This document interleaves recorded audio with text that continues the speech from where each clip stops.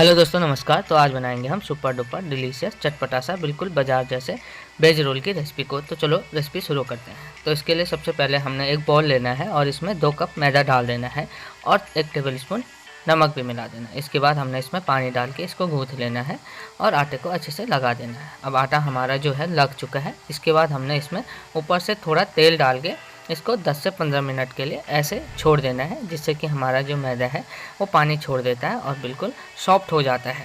अब आप देख सकते हैं जो हमारा मैदा है वो बिल्कुल सॉफ्ट हो चुका है। तो मैंने इसमें से एक लोई निकाल देनी है और एक पेड़ा बना देना है और इस पर थोड़ा सा आटा डाल के इसको बेलन की मदद से अच्छी तरह से बेल देना है और एक रोटी के आकार का बना देना है।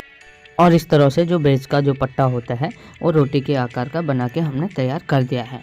अब बारी आती है इसको सेकने की। तो इसको सेकने के लिए हमने एक पैन को गरम कर देना है और इसमें डाल देना है इस बेली हुई रोटी को और इसको दोनों तरफ से अच्छी तरह से सेक देना है और इसमें तेल लगा देना है। अब ये बनके पूरी तरह से तैयार है। और अब बारी आती है जो हमारा वेज रोल है उसके अंदर की फिलिंग तैयार करने के लिए। तो इसके लिए मैंने थोड़ा सा गाजर, प्याज, शिमला और पत्ता गोभी को लंबा लंबा बारीक काट लिया है।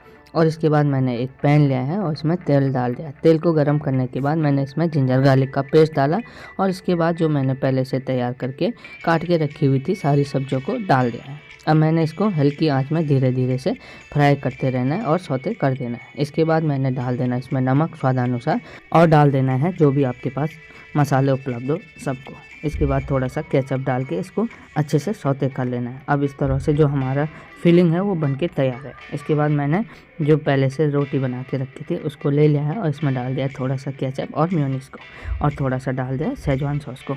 अब मैंने इसको अच्छे से रोटी पे लगा देनी है और जो मेरी पहले से सब्जियां बनके तैयार है इसको इसके अंदर डाल देना है और इसको फोल्ड करके एक रोल बना देना है और एक बार फिर से तवे पे सेकने के लिए गरम तवे पे रख देना है।